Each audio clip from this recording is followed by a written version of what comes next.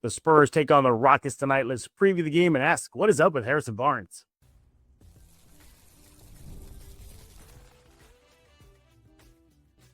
You are Locked On Spurs, your daily San Antonio Spurs podcast, part of the Locked On Podcast Network. Your team every day. Welcome back to Locked On Spurs. We're doing the Locked On NBA Network. I'm your host, Jeff Garcia, Spurs writer for Kansas 5 San Antonio. Glad to have y'all back. Thanks for making Locked On Spurs your first and only spot for all things silver and black. Make sure to subscribe wherever you get your favorite podcast, iTunes, Spotify, Kansas 5 Plus app, YouTube. Go become an everyday right now. Thank you for making the Locked On Sports Podcast Network #1 in the nation. While you're at it, check out the NBA Everydayer Club. Go to lockedonpodcast.com/everydayer club to sign up. What are we talking about today? We're going to be looking at today's game, Spurs-Rockets, break it down, some keys to victory, and then ask kind of a big question that's been on the minds of a lot of Spurs fans lately is what is up with Harrison Barnes? After a tremendous start to the season, he's cooled off tremendously.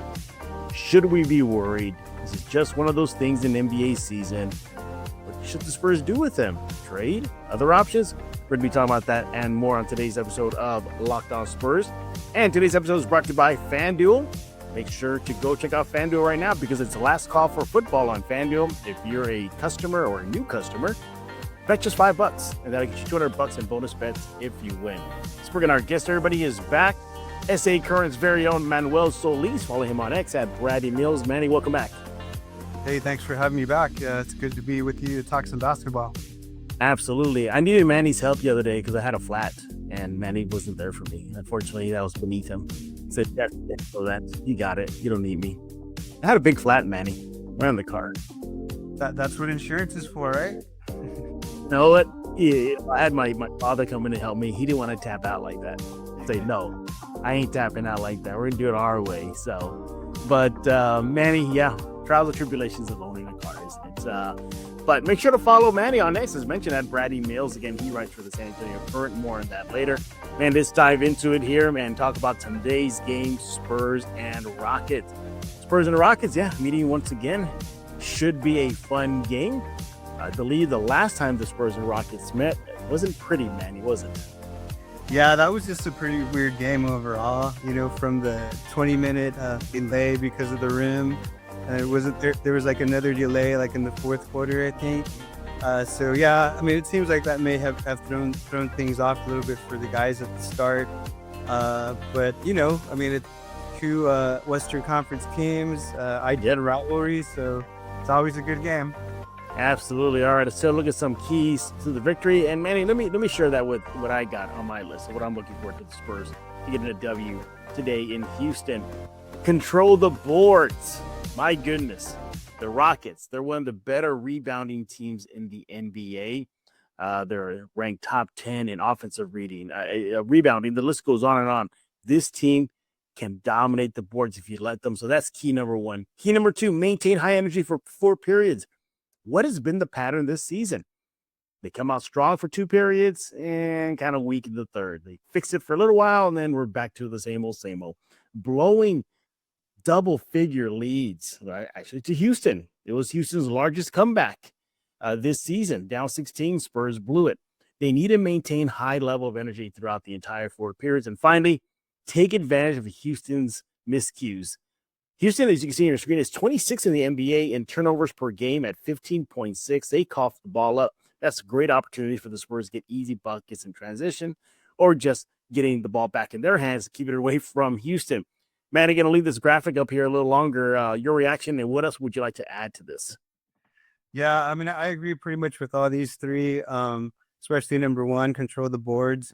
I think that was one of the things that Mitch Johnson talked about after the game was just the lack of physicality, specifically when it came to rebounding.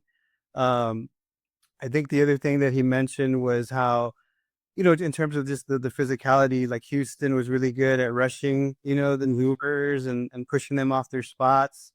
Wemby talked about it after the game too, and how he felt like they were kind of overreacting a little bit. So, you know, I think those are some other things to kind of keep in mind. The other thing with that game was just the 3-point shooting once again, you know. I think they started that fourth quarter with like 6 missed threes. And then I think that after that was when they maybe had that delay. but that's another thing that they're gonna have to keep working on. When the other team is going on a run, like match that energy and attack the rim as opposed to just retreat, to the 3-point line and just start checking from there. Um, it's interesting too because Kevin Durant mentioned it after the game. He said, talking about Wemby, like we just made him take some tough shots, and when he's taking fadeaways and when he's not, and when he's making dunks, like he's more dangerous. So we got to make him take these like tough, even the mid range shots. So again, that's just something to keep in mind when these two teams meet up. I think it's kind of interesting. I was looking at an ESPN article and they were talking about how, like when it comes to Wemby, his 3-point and mid range volume is up. Specifically since he tweaked his knee against the Knicks that game. And so yeah, it seems like, scoring in the paint has dropped. And that's something that we gotta keep an eye on in terms of that physicality, and matching the challenge. Yeah. I'm gonna leave this graphic up for a little while longer here. And for me, if these three are my keys, I'm looking at number 2, man. That seems to be the biggest issue right now. We know on paper, Manny, this team is good. I mean, the record reflects that. They're second in the NBA in the West right now, one of the better records in the NBA. But for some reason, this team cannot maintain that high energy. Sure, our team's going to make a run. Yes, they are. All teams do. Even if the Spurs are down 15, 16, they'll make their run too. But a sign of basketball maturity for me, Manny, is learning how to deal with that, learning how to hang on to those leads. And so far, I think this team has been failing in that department. Again, look at the last Houston game when they blew a 16-point lead. And then, playing down the competition, we've seen that in the recent game versus the Pelicans. There was no business for the Spurs to lose to the Pelicans, but here we are.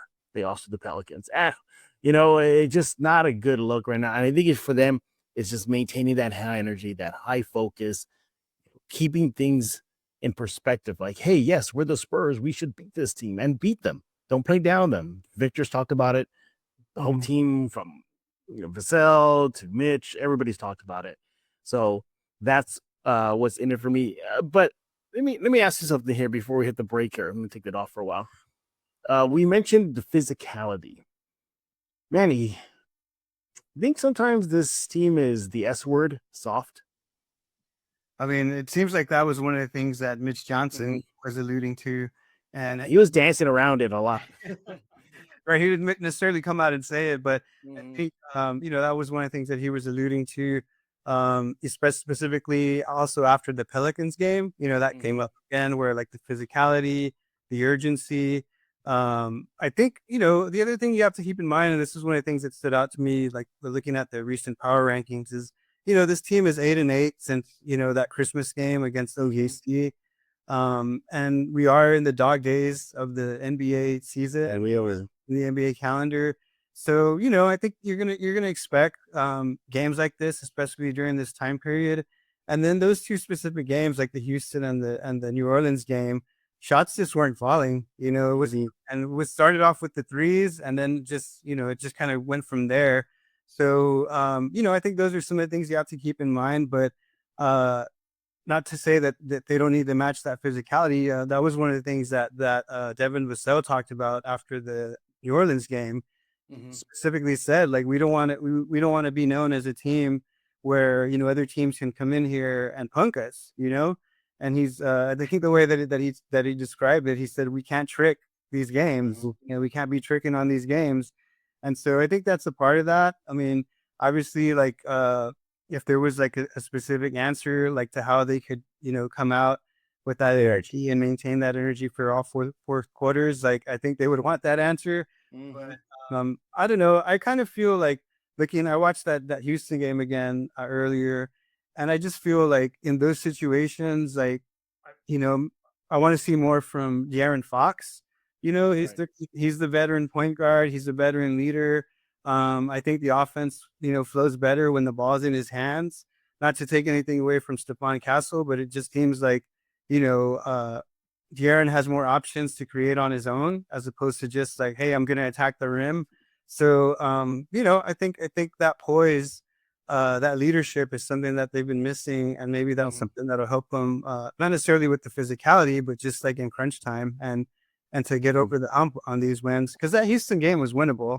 They were in it, up until crunch time. It wasn't until the last 2 minutes when, Wemby was taking some mid-range jumpers that, were falling in other games, but for whatever reason, this game they weren't falling for him. So yeah, I would just keep that in mind. And the other thing that both him and Devin Vassell talked about was that this team, it's still in a lot of ways a young team, or a team that's learning.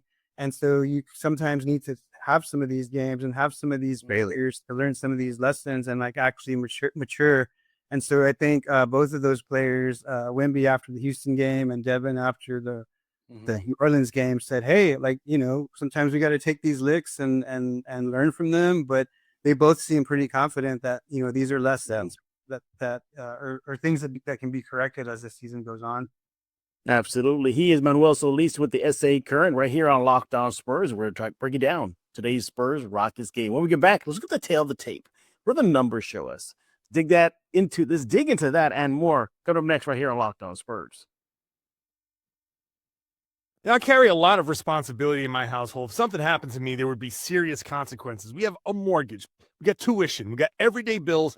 Those aren't going anywhere if something happens to me. And I know that's an overwhelming feeling, but I'm taking steps to protect my family by getting life insurance through Ethos. Ethos makes getting life insurance fast, easy, and 100% online. You can get a quote in seconds, apply in minutes, and get same-day coverage. There's no medical exam. You just answer a few simple health questions. You can get up to $3 million in coverage. Some policies are as low as $30 a month. And as of March 2025, Business Insider named Ethos the #1 no medical exam instant life insurance provider. Ethos has 4.8 out of 5 stars on Trustpilot with over 3,000 reviews.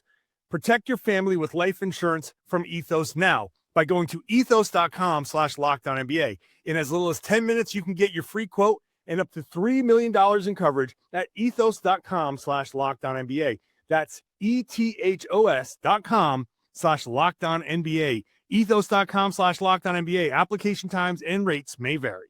Thank you for making Locked On Spurs your first listen of the day, and thank you for making Locked On the #1 sports podcast network. If you haven't already, go check out our new Everydayer Club. Access to ad-free audio feed for Locked On Spurs, compatible with Apple's Podcasts, Spotify, and every other major podcast app. An invite to the members-only Locked On Everydayer Club Discord server, which includes a group chat for just listeners of this show and, well, hanging out with a lot of other fans on Discord. You want to go to this website right now, lockedonpodcast.com/everydayer club. Go there right now, or just tap the link in the show notes to learn more.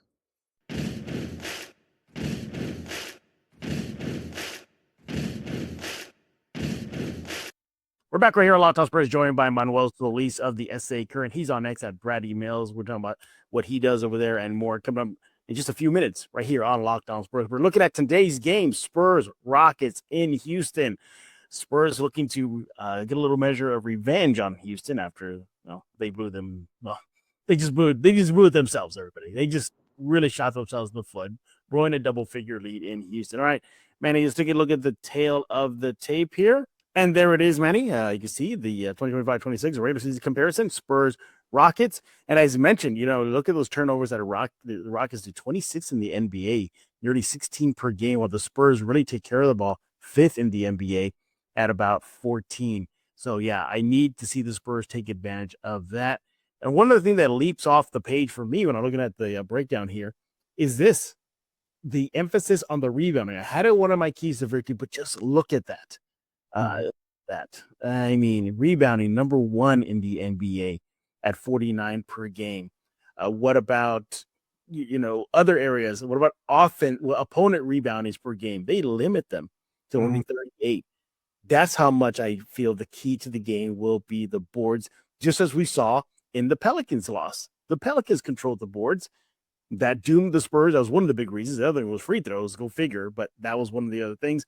Man, when you look at the side-by-side comparison here, what stands out for you? I just think, in talking about the rebounding, that's just, again, a good indicator of the physicality, in terms of attacking the boards. Get blocking people out, getting a body on somebody before the shot goes up. I think that was one of the things that Coach Johnson talked about was just having that urgency, not being complacent when it comes to rebounding. So definitely that's something to keep an eye on. I also think just offensively, that last game there was a really strong reliance on 3-point shooting, and that's not really playing to our strengths as a team, or playing to San Antonio's strengths as a team. So again, what are going to be the solutions on that side of things? And I know we talked about this during the last visit. Was it's when those opponent field goal percentage, when they're getting their shots off and they're getting their shots up uncontested, it feels like that's really another thing that feels like it's an Achilles heel for the Spurs as well. Manny, I want to bring your attention to that 3-point field goal percentage. I mean, just look at that. The Rockets are 6th in the NBA in making threes, at least field goal percentage wise. Spurs are nearly dead last at 22 right now. We'll get into this in a bit, but I mean, they really got to address that.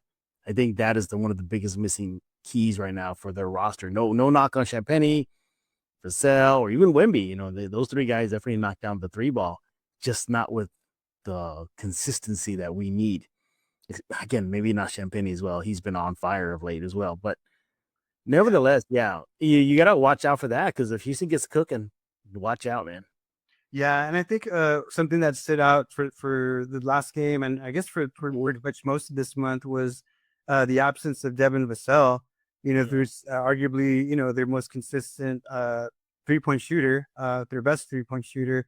I mean, Champagny can get hot, and I think he's been pretty hot recently. I think recently he's probably number one with like Troy Murphy following the much coveted Troy Murphy.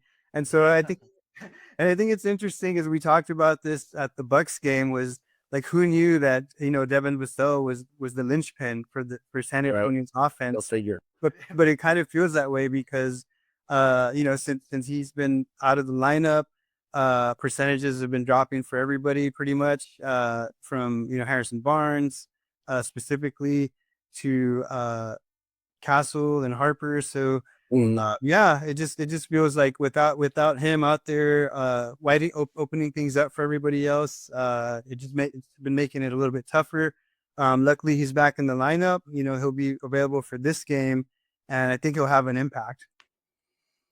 Yeah, it should be another close game. I mean, if it comes down to who puts up the most points, especially in today's NBA, well, they're almost neck and neck there. Look at that, 117.7 to Rockets 117.1.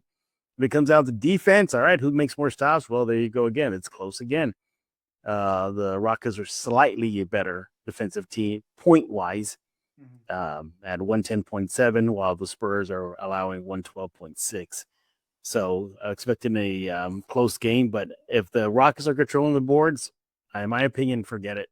Just chalk it up. I mean, going back to that whole soft question earlier, I don't think the Spurs are soft.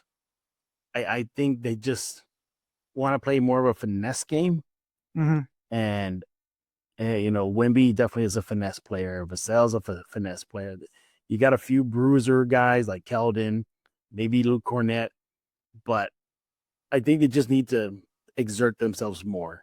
As Devin said, don't punch anybody, don't get in a fight. But, hey, if you're crashing the board, you're crashing the board, you're throwing your body in there too. Hey, if you're setting a pick, well, let them feel you. As long as it's legal, you must have a hard pick. So again, I don't think this team is soft. They definitely have dogs. Castle, you can't tell me he's not a dog. He's a dog. Keldon, he's a dog. The list goes on and on.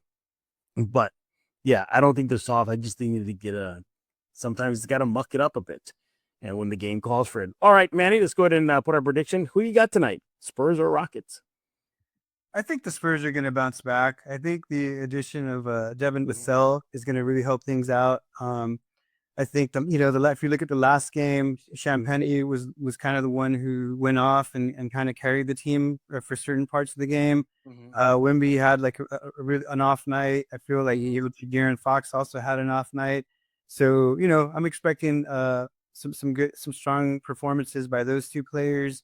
And I really feel like after that New Orleans game and kind of how the recent talk has been about bringing that energy and that effort, I think we're gonna see a strong response from the Spurs. And it'll be a close game. I think it'll still be a close game, but this wasn't necessarily what happened last time. But kind of if you look at the stats, like we're a better crunch time team. Like the Rockets, I think have a losing record when it comes to crunch time. So I think this time around, I think that's gonna be a little bit of a course correction, and then hopefully we won't have another 20-minute delay and then another delay in the fourth quarter. Yeah, exactly. Well, the Rockets are coming in hot. They won 2 games in a row. Well, the Spurs dropped their last one. But if you look at the last 10, they're both equal. They're 6-4 in their last 10 as well. But man, it's in their gym tonight. Oof. My goodness. Well, let me see this. Let me see this. If I'm gonna go with the Rockets, I'm gonna say, well, it's because if you look at their last 5 games, they're knocking down the ball. Effective field goal shooting 8th in the NBA in the last 5 at 55%. Offensive rebounding at 30%, 6th in the NBA. And in the last 5 games, they're 4-1. Oof. Yeah, I'm gonna go. Yeah. That was going to say, but I caught that game they had against the Pistons, and that was a really strong performance.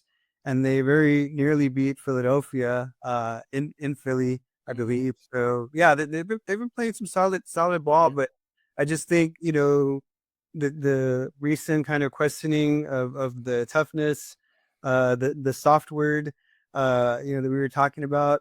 I just feel that the team is going to respond as and then the other thing to kind of keep in mind is we're less than 10 days away from the trade deadline. So, players want to show out and let us know why they need to stick around. Yeah, I'm going to go with Spurs. I think they'll still remember that loss against Houston. They're going to want to play better. They tend to play well against above 500 teams. The record is well above 500. This is one of them. Also, too, the Spurs, they got to see. I know they say they don't look at the standings a lot. They have admitted they do look at it once in a while. But Denver's caught up to them. Actually, as of this recording, they're tied in the win-loss column and right behind the Thunder. So there's got to be a little sense of urgency right now. You don't want – and it's not saying with Denver's getting it done without Joker. They're getting it done without Joker. And they made a furious rise in the ranks. So I'm going to go with Spurs. I think it'll be a fight. I got it being decided in that fourth period. All right, there's our predictions, our breakdown of today's Spurs-Rockets game. What do y'all think? Do you think maybe the Spurs don't have what it takes tonight, or maybe you think they do? Let that guy you see on your screen, Manuel, know on X at Brady Mills. Let me know on X at Jeff G Spurs Zone. When we get back, Harrison Barnes, what's up with him? Kind of not been playing like the Harrison Barnes we saw to start the season. Let's talk about that coming up next right here on Locked On Spurs. Fridays already feel different during basketball season, and FanDuel is making them even better. Every Friday night before the game tips off, FanDuel gives fans a new way to kick off the weekend with NBA Happy Hour.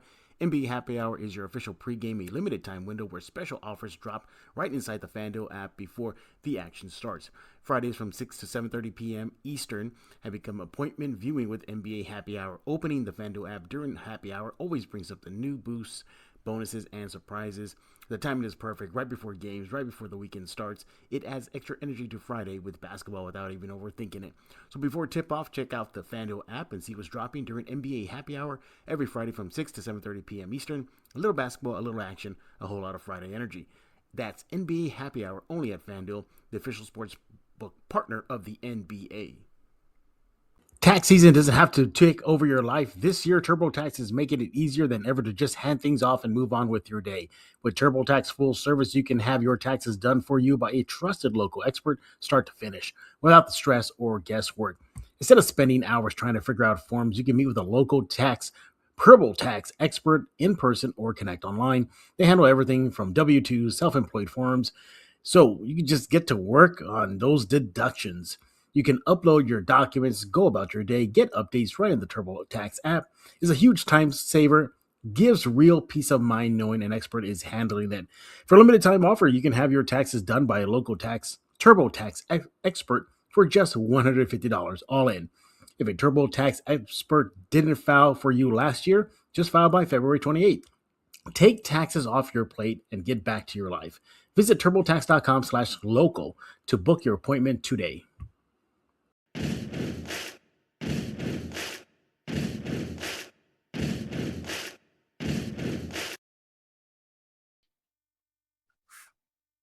We're back right here on Locked On Spurs, joined by Manuel Solis of the SA Current. He's on X at Brad Mills. Give him a follow right now. Hey, before we put a wrap on this episode, Manuel, a lot of Spurs fans have been kind of scratching their heads of late for a guy that started the season strong, putting up great numbers, knocking down the three, even saving the Spurs from a loss here and there. That is Harrison Barnes, the veteran. Lately has not been playing that great. I think there's some of the numbers here real fast. You're looking at a guy who's just, it seems to me like he just can't find the end of the basket, whether, he's Mr. 100, but he has not been Mr. 100 of late. You look at the last 10 games. We'll start off that sample size there. He's shooting about 36%, Manny, averaging about 6.5 points per game. And you're looking at a guy who is right now at least a plus 4.8 for the Spurs. So that's good. But nevertheless, you're looking overall for the entire season, he's a plus 2.9. So he's still being a little effective, but his numbers currently are 10.6 points per game, and he's shooting 43%. Respectable, but not great. Are you worried, Manny, about Harrison Barnes' play of late and how it's kind of been on shaky grounds? I think there is a little bit of cause for concern. I mean, we're talking about, that Christmas game. Going into that Christmas game, he was averaging 12 points. Since then, he's, like you said, he's been averaging 6 points. And, this is, when you look at that 3-point shooting percentage, it's pretty much a long ways from, his first season, he was at 43%. And then when you look at this season, October, he was at 36. November was his best month at 44. Since then, he took that dip, 35% in December, and then 25% here in January. Again, we talked about, Devin Vassell and his impact. So I think, that definitely has something to do with it. But, when you look at Harrison Barnes, I think you also look at, the things that he does that don't kind of make it on the scoring sheet. Mm-hmm. He's really good at not turning. First of all, he's really good at just showing up. He plays. That's good. Yep. He is an Iron Man. Yeah, he plays every game. He doesn't really turn the ball over. He's a solid team defender. He knows how to space the floor. Even when the shot's not really hitting. And so there's things that he brings to the table. There's these qualities that he has that are able to contribute. But again, when his shot's not falling, it just feels like it's really hard to keep him out there in terms of having an offensive impact. So it'll be interesting to see how he responds, because again, this is a veteran player, and veteran players, take longer to recover, after games, and they need rest.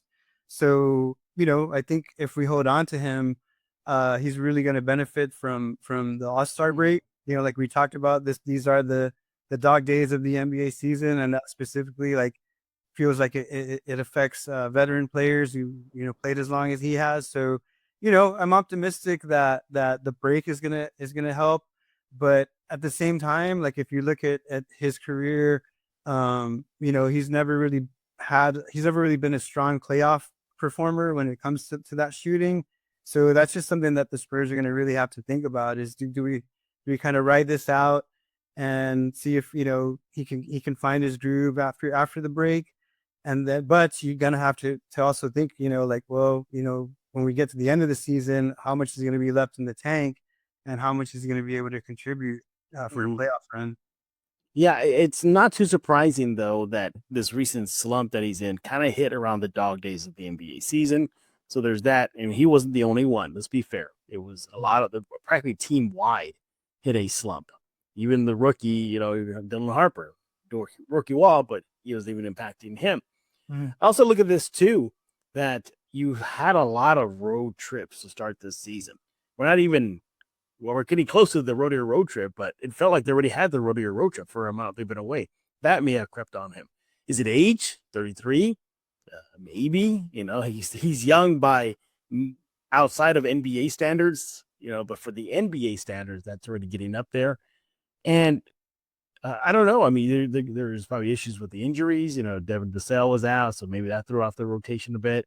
Tougher schedule. There was a lot of playoff caliber opponents. I just think that the space that he brought earlier in the season has been missing of late.